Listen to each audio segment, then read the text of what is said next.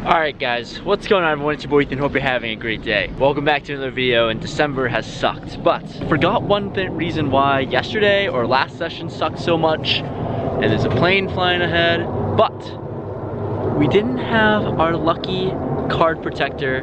I left it in my car yesterday, didn't bring it with me, and the run good wasn't there. So, today we have it, luck box mode activated, hopefully.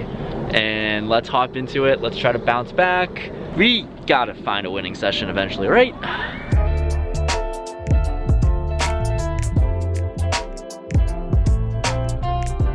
Onto this 2-5 game we go with pocket 8s in the first hand in the cutoff, and we're playing 5-handed. I open up the action to $20 and we get the small blind to call. Heads up to a flop, which comes 9-6-6-2 diamonds. He checks to us, and pocket 8s here is pretty similar to a hand like ace high. We're going to bet pretty small here and just try to get some value from overcards. I bet $15 and he does call. The turn comes the 10 of diamonds. He checks to us here, and with the diamond draw getting there, I don't have one myself, and I think betting here is a little too ambitious, so I check back to take a free card. The river now comes a deuce. Total brick, and once again he checks. If we were to bet, what do we get called by? Not really sure. We check it back and he announces a boat. Pocket deuces. He takes it down. First hand of the day. Next hand, a little while later, a few orbits later goes by. 8-6 of hearts in the big blind. There's an on the gun limp. The button raises to $20, and here I'm just going to call for fun for $15 more. And the on the gun player calls as well, who seems to be limping a wide range. Off to a flop, which comes 5-7 deuce, 2 spades. I check with our open-ended draw. The on the gun player checks, and the button throws out a c-bet of $25. Here, open-ended, even though there is the spade draw out there, we make the call for $25.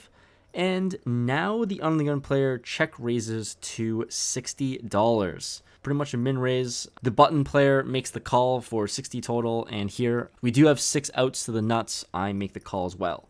The turn is the 9 of hearts, one of those 6 outs that gives us the absolute nuts. I check, and now onto the on the gun player who check raised and minned it up. He thinks for a while before ripping it all in for a little over $200. That is a thing of beauty. The button thinks about it, but ends up laying it down, and obviously with the nuts, we are calling. Off to a river. The river comes a deuce. He shows us ace-4 of spades. And just like that, we take it down and chip up today.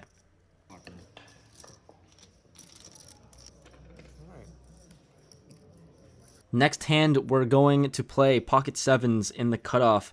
I open up the action to $20, and we get the blinds to call, small blind and big blind. Flop comes 10-8-4 rainbow. They check to me. Although pretty decent board for us, 2 overs to our pair. Going to be a little ambitious to bet for value. I check it back. The turn now comes the 9 of hearts, brings in the backdoor flush draw and improves us to open-ended. Small blind throws out a bet of $25. The big blind makes the call, and sure, we have a pair and we're open-ended. Let's call as well. Going to a river, which comes a 7? 4-liner, but also gives us a set. Seems okay, I guess. The small blind checks. The big blind throws out a bet of $75, and we're really not loving the situation. But we have seen this player bluff before earlier in the session, so we could be doing it now, potentially. I think folding here is just a little too weak, so with that said, I just call, not trying to be too exploitative. The small blind player doesn't have too much and folds.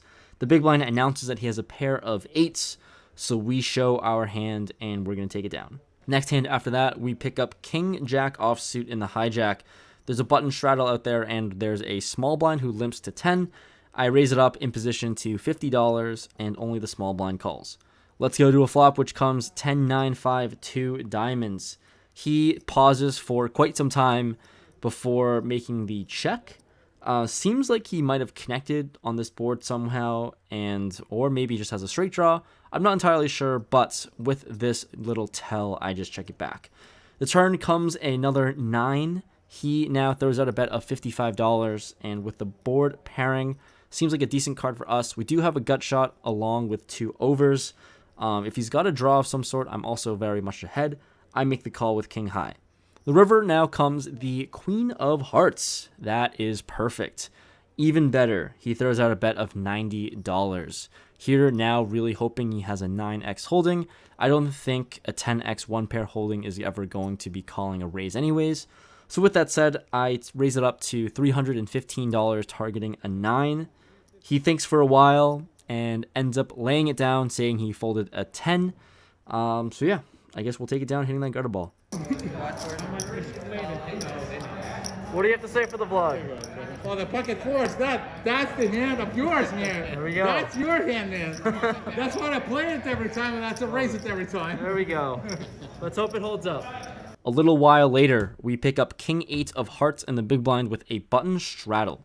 Playing 5-handed here, the small blind folds, and this is probably a little loose, but it's always fun to widen our range a little bit. I raised to $40 here, and only the button makes the call. Going to a flop, which comes 10, 8, deuce, 2 diamonds. Middle pair, good kicker, plenty of draws to get value from. I throw out a c-bet of $35, and this is an adequate sizing for him. He makes the call. The turn now comes the King of Diamonds. Very, very interesting. Good hand, good card for us, but we do lose to some flushes if he did have one. We definitely have to charge 1 diamond holdings as well, and we're pretty strong with 2 pair. So I throw out another bet again, this time to $90, and this time he does make the call. Pretty good news for us. Seems like we're ahead so far. The river comes the deuce of spades. This looks like a total blank, which is amazing. Not amazing, though, that I don't know how many hands we can get value from. I think 10x might just have to fold a lot of the time. So I decide to just check, maybe let him bluff with missed diamonds of some sorts. But he quickly checks it back, and I show my hand, and we're going to take this down. Following that hand, this time we pick up the Jamie, is what we'd call it around Western Massachusetts. 8-9 of diamonds in the big blind, and there's a button straddle. Small blind limps, and for $5 more with the Jamie special, I just limp as well. Button checks his option, and we're going 3 ways to a flop. Flop comes King 9, 8, 2 diamonds. Pretty good flop for us. Small blind checks to me, and definitely going to put in a bet for value, and, you know, just a great board for us. I bet $15, and the small blind makes the call for 15. Going to a turn, which comes a 9. He checks to us, and this 9 really hits him a lot more than me. No need to bloat up the pot right now, probably behind most calling ranges, so I check it back. The river is the beautiful Queen of Diamonds, sitting with the 8 high flush. He throws out a bet of $25. Yeah, let's get some more value. We can target a 9. We can target higher 2 pairs. I raise it up to $80. He tanks for a while before putting in a chip for a call. We show 8-5 suited, and we take it down. Thank you, Jamie. Next hand, it's a doozy. Pocket aces in the cutoff. There's an under the gun open to $20. We love this. Facing an under the gun opening range, aces is going to be pretty good. We 3-bet to $60, and the under the gun player makes the call, so heads up in position. Flop comes ace, jack, 10, 2 spades, and a hearts. Very wet board for pocket aces and for top sets. We don't necessarily have the nuts, but yeah, we're trying to get money in here with top sets. He checks to us, and we're definitely going to c-bet a little bit of a larger sizing, this time to $75. He calls 75, and we're going to a turn. Turn comes another jack. Well, this is perfect. Not only do we have top boats, but also aces full qualifies for a high hand drawing that we could win $300 in. So when he checks again, I'm definitely going to put in another bet, this time sizing down a little bit. If he is on a draw, we want to price him in to get there. I size to $110, and this is not too big for him. He calls the 110. Let's go to a river, and the river comes the 4 of hearts. Let's really hope he has the nut flush now, considering we don't have the ace of hearts. He checks again for a 3rd time, and we're both sitting very deep. Let's figure out what kind of sizing we want to throw out there. We can go really small to maybe induce a raise, or we can just go really large to just kind of build a big pot. So we do the second one because that's more fun. We size to $575. He goes well into the tank at this point, maybe a minute or 2 before tossing in a chip for a call. We show our hand. When win a pretty large pot, he shows us the ace of hearts. So we scoop a really large pot our way, and even better, our aces full of Jack's hand holds up for the hour. We win $300 for the high hand bonus. $30 of that goes to Casey for dealing the high hand. Shout out to him. Thank you for dealing the bonus, and always tip your dealers, guys. After that fun and big one, we play another fun one as well. Queen Jack of Diamonds in the big blind with the button straddle. The small blind opens it up to $20. Very strange, as small blind should have a tight range, but facing a min raise, I'm not sure what this means. Anyways, we have a good hand, and we don't want to take this hand multi-way, so we go ahead and isolate and 3-bet to $60. There is no isolation, as the player to my left under the gun makes the call. The cutoff makes the call, and now onto the button straddler. Rips his whole stack in there for $157 total. He's been losing a lot of pots and potentially could just be tilting. So I think jamming-wise, he doesn't have to have a nutted hand. Also, we're playing at 2-5-10, so it's only 16 bigs as well. The small blind next to act folds, and now onto me. Two decisions to make. Folding's definitely not one of them, but can I flat and let the other players come along, play this hand multi-way out of position, or do I just isolate, as I have a much stronger range 3-betting pre, and we can definitely just squeeze out all the other players if we were to 5-bet. So, we always love building big pots. I decided to 5-bet in this one and isolate to $350. I think that we can definitely be ahead of the button jamming range, and if not, we're definitely got to have good equity. But with this 5-bet, both of the players next to act tank for a while before folding, which is really nice to see. So let's just see a run out heads up. Nah, I don't have force. The run out comes, and we're sitting with queen high. I announce it, and he shows us Jack 4 of hearts. The pair of fours will take this hand down. We were sitting pretty well pre-flop, but not anymore on the flop. Following hand we go, picking up pocket aces once again, +1. We get the under the gun player to open up to 25. Much larger sizing than normal, I think. Let's go for it. We put in the 3-bet to $75, which looks really strong, but action folds back to him, and he decides on a call. Going to a flop, which comes Jack 9, 8, rainbow. Not a great board for us, I don't think. It's really wet, and when he checks to us, I think sometimes we can just put in these very strong hands in our checking range.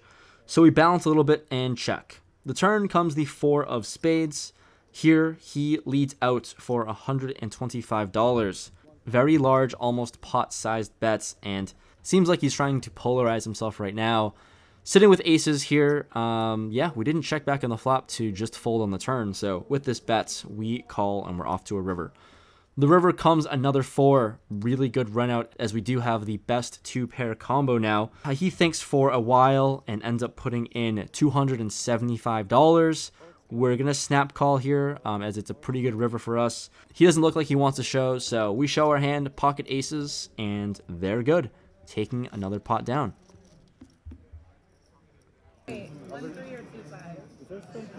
Alrighty, here comes another fun one. Pocket sevens in the small blind.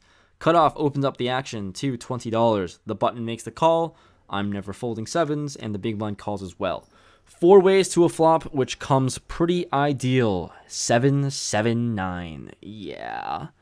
Flopping quads. That's a good one. So I check, and no action to be found. Who would have thought? No one has anything. Action checks around.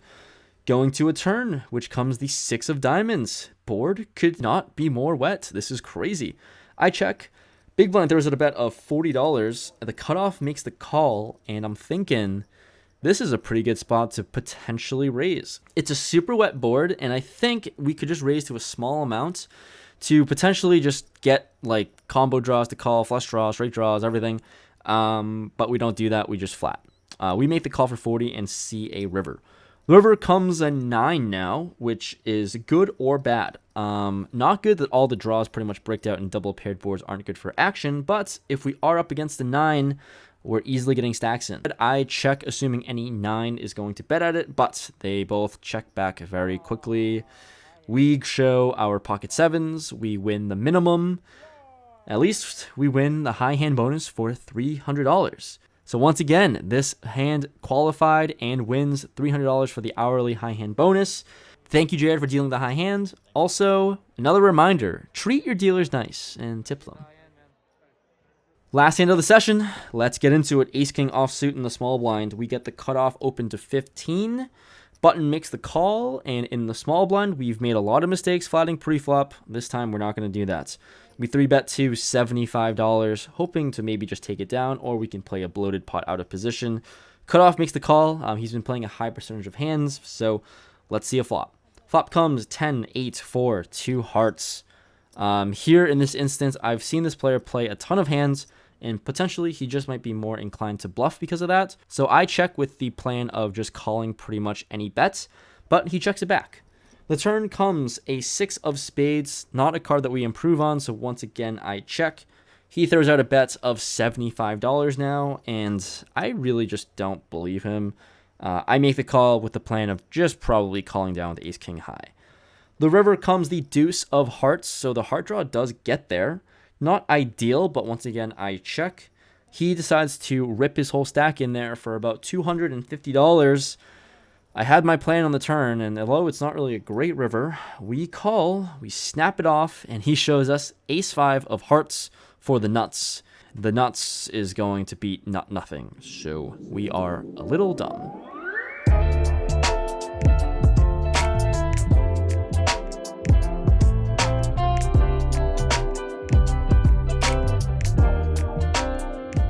All right, today we did it. We found a winning session today, all because of that gold coin. I told you, not only did we hit one high hand, but 2 high hands. A lot of snow, my goodness. I really should not be vlogging, and all right, now I have to get in my car. These cars supposed to be, all right, there it is. Anyways, overall, fantastic session. Not only were we able to claw out of yesterday's hole, we got a little bit back too. So we'll go over the numbers once I am in the car. Alrighty. Yeah, we were in for $1,000. Crazy. I'm never in for $1,000, but we were out of the game. We cashed out for $27.60, which is solid. And then we won the high hand promos, 2 high hand promos for $300 each, minus the 10% tip. You should tip the dealer, but minus the tip, $540. We were out for a total of $3,300, so plus $2,300 on the day. Whew, crawled out of yesterday's hole, and yeah, there's that. Anyways, hopefully you enjoyed this video. This was probably a very long one. Thank you so much if you stayed it to the end. Leave a like if you enjoyed, subscribe if you're new to the channel, and I'll see you guys in the next one. Peace.